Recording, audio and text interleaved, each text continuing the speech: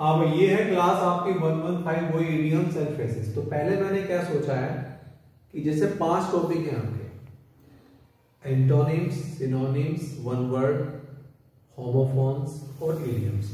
5-5 7-7 classes पहले आपको basic की देंगे, फिर उसके बाद फिर बेसिक की चलेंगे, फिर एमसीक्यू की प्रैक्टिस कराएंगे। ठीक है, तो उसी तरीके से आप वर्ड्स को ध्यान रखना है, मीनिंग को समझना है। बाद में बार बार ये चीजें दोबारा रिवाइज नहीं होती, अपने आप रिवाइज करना है, बस एमसीक्यू की प्रैक्टिस होगी आपकी। जैसे देखें, आज का पहला वर्ड है ब्रिंग होम। पहला word to bring home. Home का मतलब वैसे यहां पर होम घर, वैसे तो घर ही होता है होम। ब्रिंग होम का मतलब होता है किसी चीज को समझाना, एक्सप्लेन करना। जब एक्सप्लेन करेंगे तो उसको कहीं ना कहीं हम समझेंगे, अंडरस्टैंड करेंगे, क्लियर, और उसमें कहीं ना कहीं हम दूसरे आदमी को उसके मीनिंग को से कन्विंस करेंगे। ये सब इसमें इसके हेल्पफुल वर्ड है, ब्रिंग होम। तो जैसे I could not bring home the problem to the teacher. मैं टीचर को प्रॉब्लम समझा नहीं सका, यानी कि मैं क्या नहीं कर सका, एक्सप्लेन नहीं कर सका। ब्रिंग होम, ब्रिंग होम का मतलब यहां पर अंडरस्टैंड, मैं समझा नहीं सका, एक्सप्लेन नहीं कर सका, कन्विंस नहीं कर सका, तो ब्रिंग होम आता है। तो एग्जाम के अंदर आपको ये देखना है, अगर आपका मीनिंग क्लियर है, मुझे समझ में आ गया, आई ब्रॉट होम, मान लीजिए ब्रॉट होम, तो इसका मतलब आई अंडरस्टूड, ये भी कह सकते हैं हम उसको, लेकिन यहां पर हमने जो यूज करा है उसको यूज के हिसाब से देखें। एक दूसरा वर्ड बहुत अच्छा वर्ड है, कम एक्रोस। बहुत अच्छा word, come across. Run across भी एक जगह आया था, रन एक्रोस, किसी पेपर में रन एक्रोस आ गया, कम की जगह run across, come across, run across. यहां पर वर्ड है इसका, एग्जाम में आया, meet unexpectedly, suddenly, suddenly, not plan. अब देखो किस तरीके से होता है, अचानक कोई सामने आ गया। जैसे कि आपका कोई बहुत पुराना दोस्त है, काफी समय से मिलना नहीं हुआ, ना आपने एक्सपेक्ट किया कि वो मिलेगा, अचानक वो आपके सामने आ गया। किसी पार्टी में आप, और अचानक आपका दोस्त, पुराना दोस्त सामने आ गया, तो कम एक्रोस। मीट अनएक्सपेक्टेडली, आपको कोई आशा भी नहीं थी उससे मिलने की, अनएक्सपेक्टेड, एक्सपेक्टेडली नहीं, अनएक्सपेक्टेडली, सडनली, अचानक, नॉट प्लान, आपने कोई योजना भी नहीं बनाई थी उससे मिलने के लिए, कोई प्लान भी नहीं था, लेकिन वो अचानक आपके सामने आ गया, उसको कहते हैं कम एक्रोस या रन एक्रोस। क्लियर, बहुत अच्छा वर्ड था ये। Next, third word, with a view to. With a view to, aim होता है, टारगेट होता है, प्लान होता है, एक्सपेक्टेशन होती है,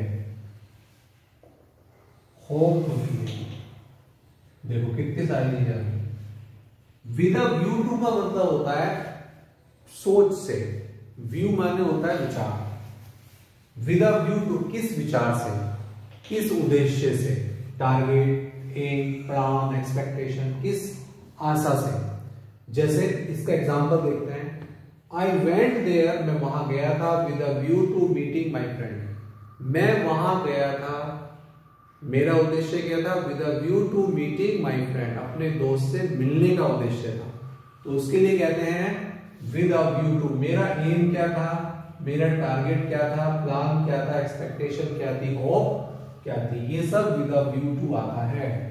बहुत अच्छा वर्ड था, विद अ व्यू टू, उद्देश्य से। नेक्स्ट है fourth word, to be at sea. Fourth word, to be at sea, to be at sea. Be, ये जो टू बी होता है, ये तो इजेमआर वाजवर में कन्वर्ट हो जाता है, तो मेन इडियम हो गया एट सी।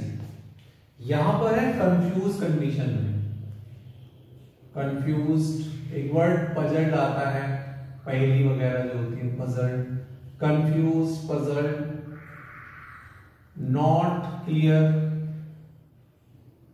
Doubt condition.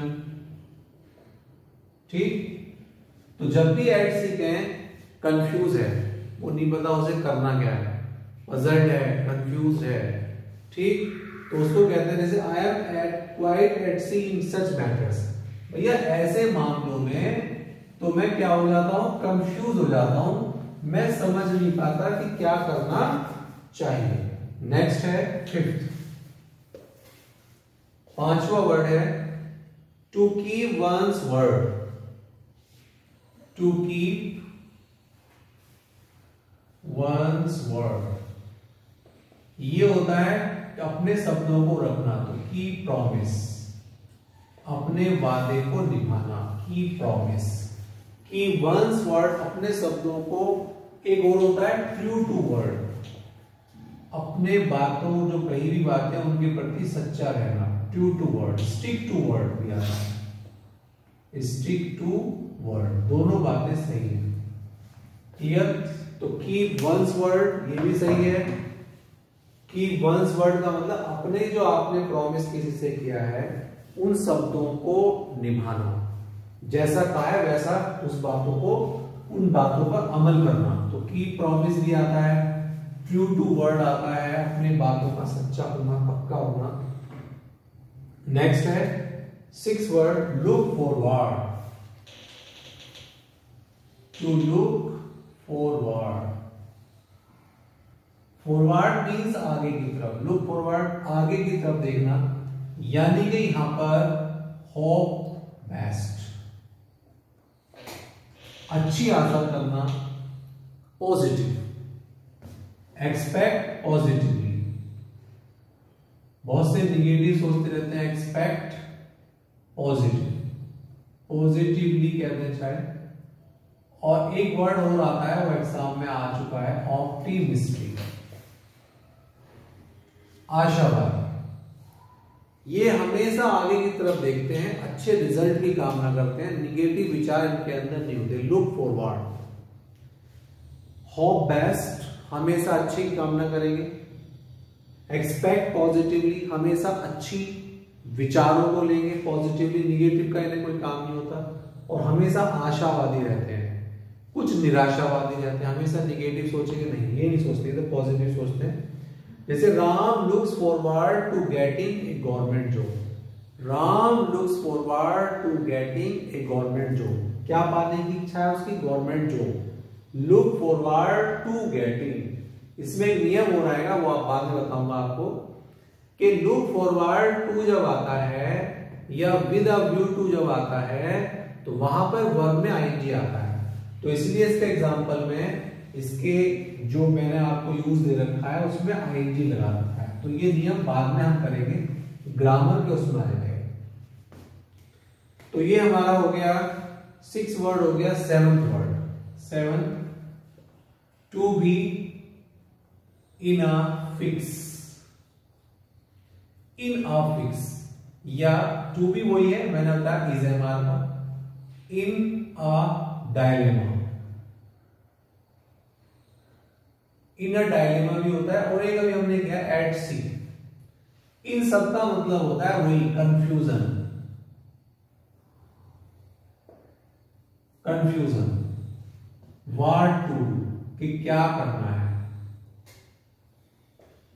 इनके माइंड में कंफ्यूजन होता है, ये क्लियर नहीं रख पाते, इनका माइंड बिल्कुल भी डिटरमाइंड नहीं होता है, फिक्स नहीं होता है, ये हमेशा कंफ्यूजन में रहते हैं कि भाई जाएं या ना जाएं, ठीक है, इस काम को करें या ना करें। तो कंफ्यूजन, व्हाट टू डू, इसका देखो यूज हमने क्या कर रखा है, I am in a fix what to do, मैं दुविधा में हूं, मैं भ्रम में हूं, मैं परेशानी में हूं कि करना क्या है। मतलब उनका माइंड पूर्णतः वर्किंग में नहीं होता है, कंफ्यूजन में आ जाता है। Eighth word, turn a deaf year. Deaf माने तो जो बहरा होता है, यहां पर है नहीं सुनना, ध्यान ना देना, पे नो अटेंशन। एक हीट वर्ड भी होता है सुनने के लिए, हीट। लिसन तो होता ही होता है। पे नो अटेंशन, कोई ध्यान न देना। अनसुना कर देना, बड़े कुछ कह रहे हैं लेकिन वो अनसुना कर देता है। जैसे इसका यूज क्या करा हमने, those who turn A deaf year, जो लोग अनसुना कर देते हैं, सफर लॉस, उनको बहुत नुकसान सहना पड़ता है। क्लियर? तो ये वाला वर्ड बहुत अच्छा है। लेकिन एक होता है, एक वर्ड होता है गिव ईयर, सुनना, कान को देने की सेंस यहां पर give year. Give an year भी वर्ड यूज कर लेते हैं, आर्टिकल भी यूज कर लेते हैं, गिव एन ईयर, सुनना, सुनो भी। तो पे अटेंशन टू, ध्यान दो, लिसन। 8th वर्ड हमारा कंप्लीट हो गया। 9th, a man of letters, a man of letters. तो लेटर्स का मतलब यहां पर विद्वान के लिए है, बहुत ही एजुकेटेड व्यक्ति, एजुकेटेड, लर्नेड।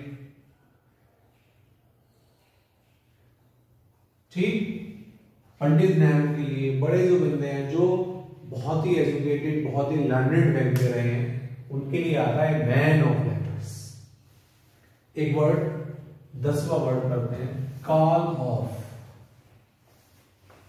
10th word,